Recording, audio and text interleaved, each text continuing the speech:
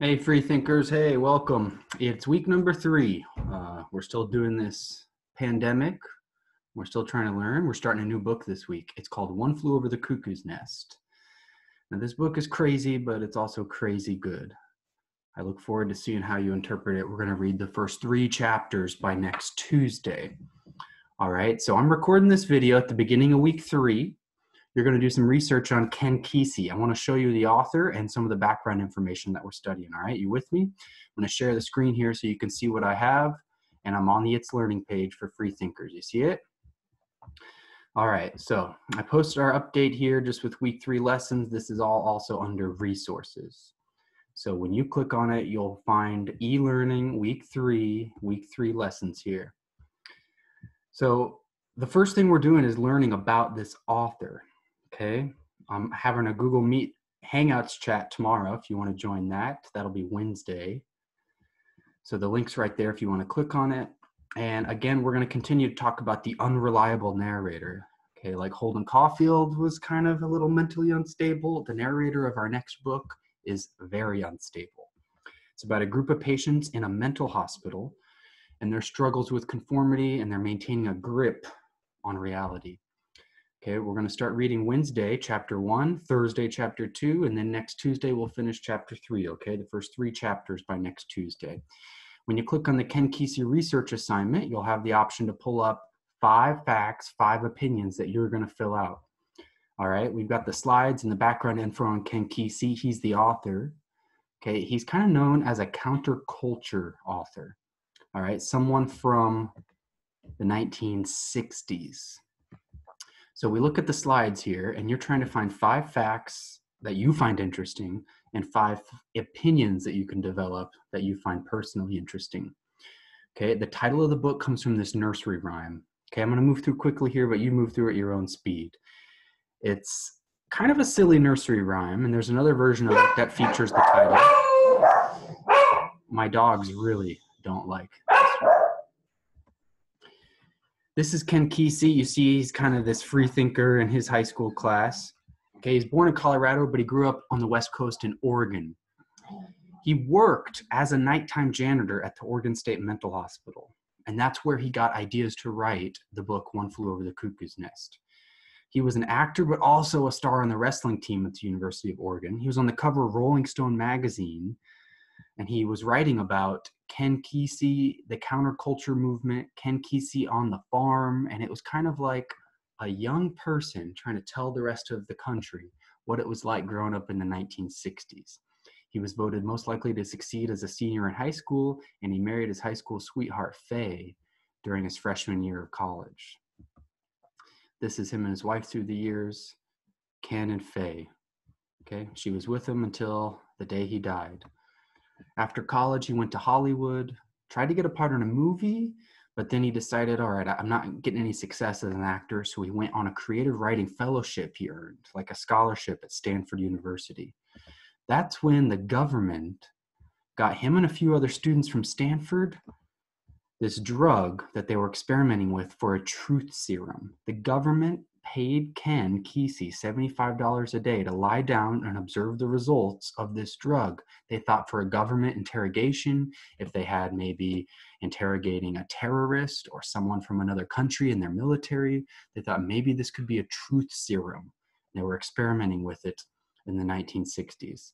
So you can read more about that and develop your 5 facts and 5 free thinking opinions. Okay, I'm going to go to the book now. We're going to read a little bit. Okay, you have several ways to read the book.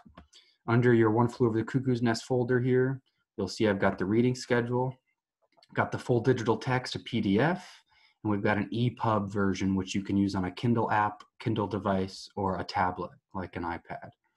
The reading schedule here shows you the page numbers. And the weird thing about the hard copy, if you got the blue book with the blue book cover, Kesey did not put any chapter numbers. You see, no numbers for the chapters are on each page.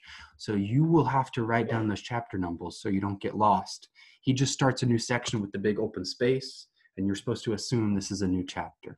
Okay, the digital text and the PDF and the EPUB, they actually do have chapter numbers, but the hard copy of the book does not.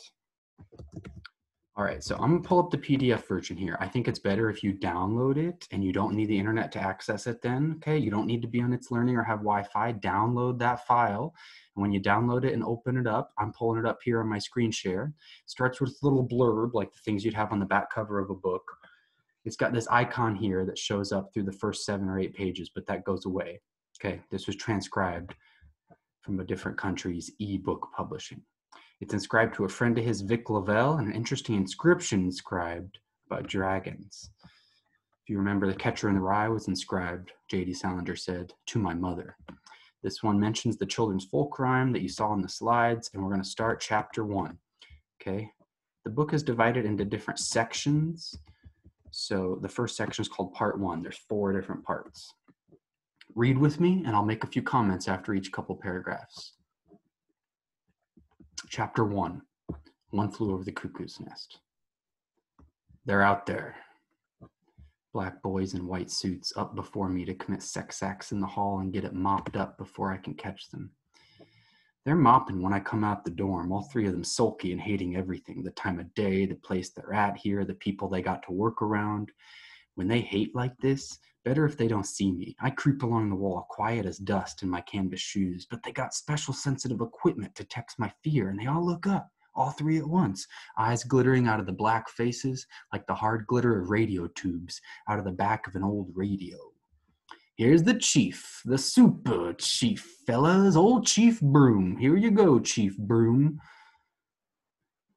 All right, some comments here. You'll notice at the beginning, the first 3 lines set the tone of the novel. The novel has a tone of paranoia, fear. The main character, the narrator, his name, they call him Chief. Okay, later he'll be called Chief Bromden. He's a Native American that the other people in the mental hospital just call Chief for short.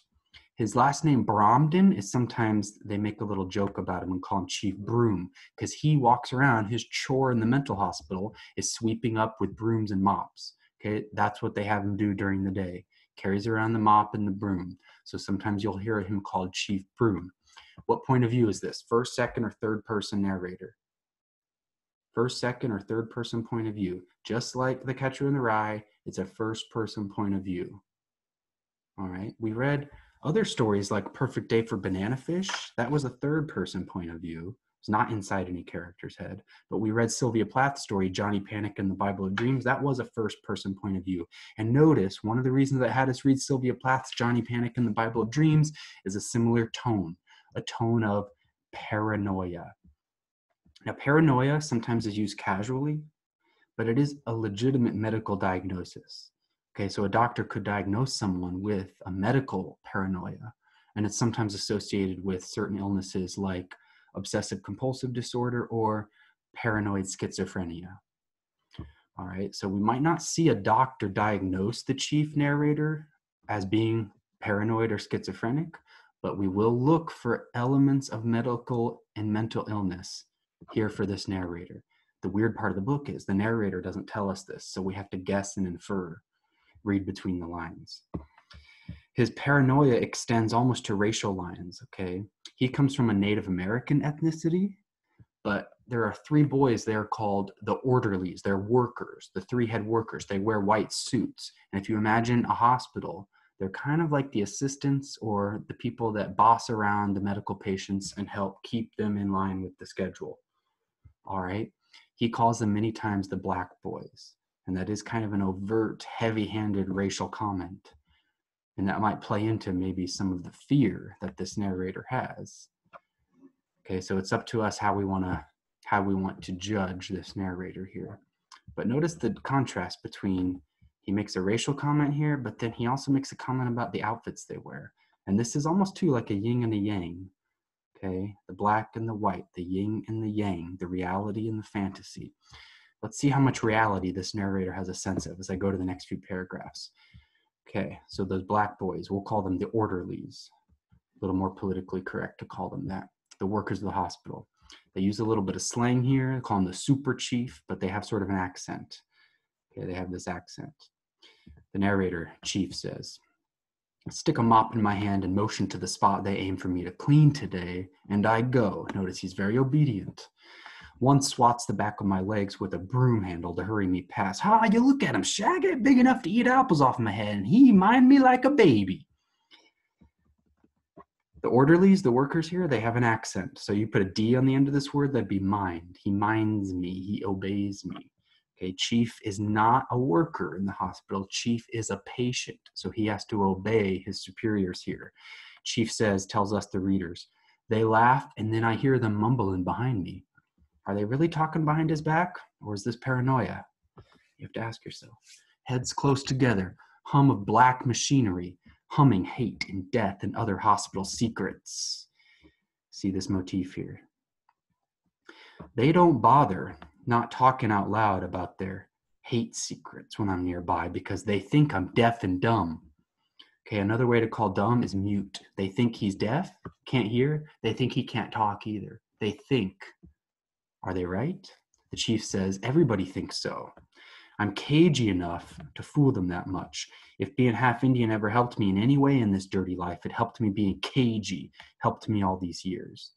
Okay, cagey means like you're kind of sneaky and crafty and clever. Okay, so he thinks people are whispering secrets behind his back. But when we see cagey here, Chief is basically trying to say he thinks he is crafty, sneaky, and clever. Maybe more intelligent than them. He's outsmarted them, perhaps. He says, I'm mopping near the ward door when a key hits it from the other side, and I know it's the big nurse, okay? This is another main character of the book. Her name's Nurse Ratched. He calls her the big nurse. He knows it's her by the way the lock works cleave the key, soft and swift and familiar. She'd been around locks so long. So I guess she's been working at this hospital for a long time, and she's the one that has the keys. Chief pays attention to this. Think about how keys might have a relationship to other motifs. Okay, it says, she slides through the door with a gust of cold.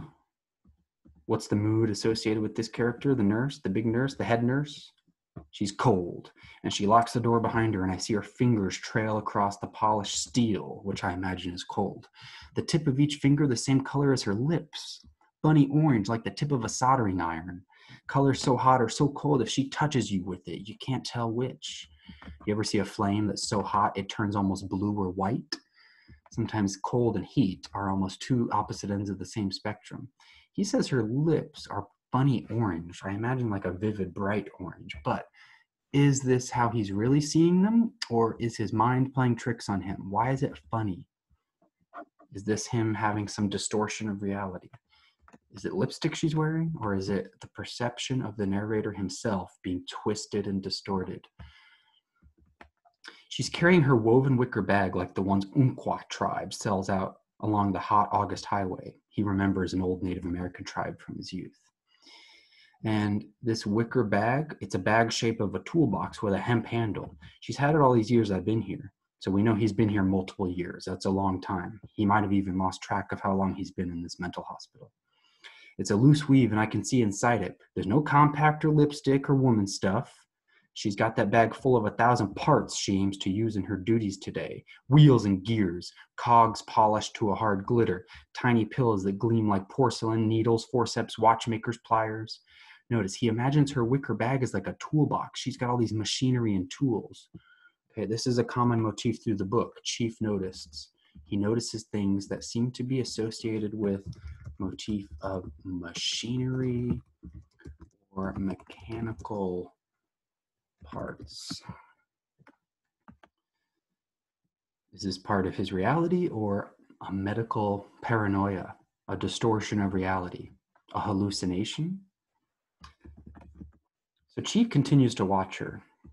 Okay, now the wicker bag comes up a little later and you'll see some questions that you have on your actual reading guide that asks you about a part where the wicker bag seems maybe to be described in a way that's not exactly real. When I go to the PDF page 7, there's an air raid, a wicker bag, something funny is going on here.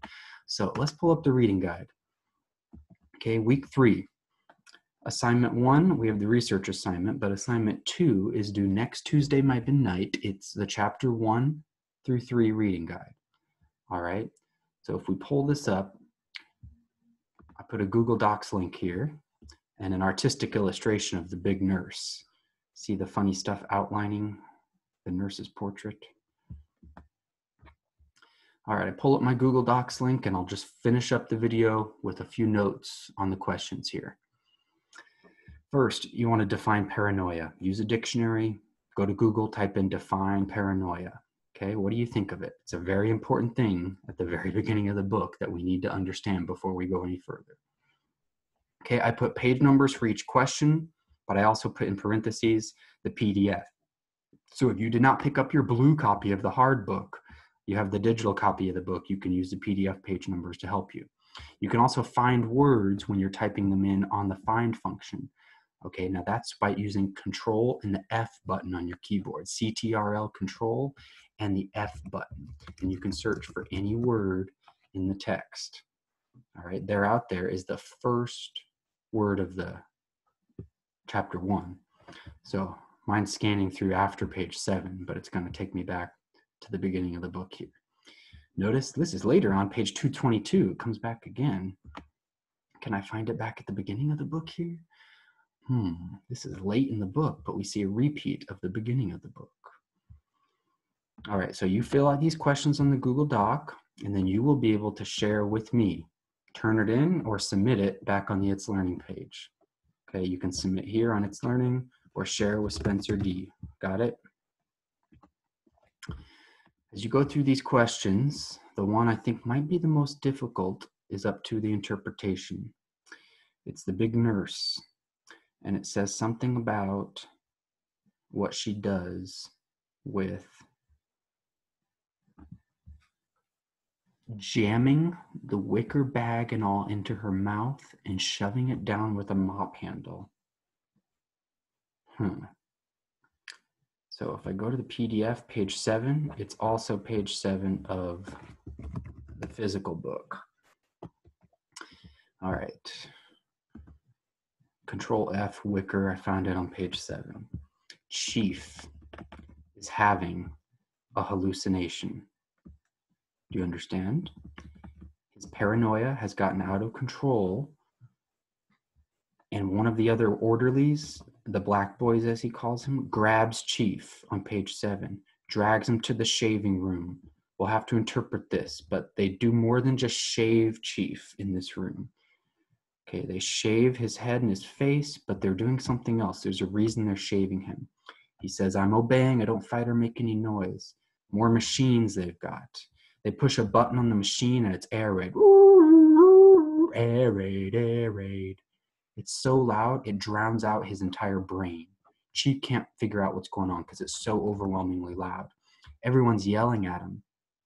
It appears when they press the button, something's happening. This machine is doing something to Chief.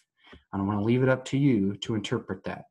He sees a fog come over his vision. It's like a mental fog that covers up how he sees the world. He can't see 6 inches in front of himself through the fog. And the big nurse is whooping and charging up the hall. She runs down the hall to, as he calls it, the shaving room, crashes the other patients out of the way with her wicker bag. He says they hold him down while the big nurse jams it into her mouth and shoves it down with a mop handle. Then the paragraph breaks and we get a flashback, a memory, something bubbling out of the past. Chief, his subconscious brings up this memory and he puts it in parentheses. Then we come back to the hospital and there's some sort of treatment that Chief has undergone. What do you think the treatment is? Send me a message on It's Learning. Fill out your reading guide. It goes through chapter 1, then it continues chapter 2. Okay, this is due midnight by next Tuesday, April 14th. What is happening to Chief's brain? I look forward to seeing what you guys think. This book is crazy, but it's also crazy good. All right. Optional video chat tomorrow at noon if you want to join me on Google Meets Hangout. Till next time, this is Mr. Spencer. Keep free thinking, please. And wash your hands, all right?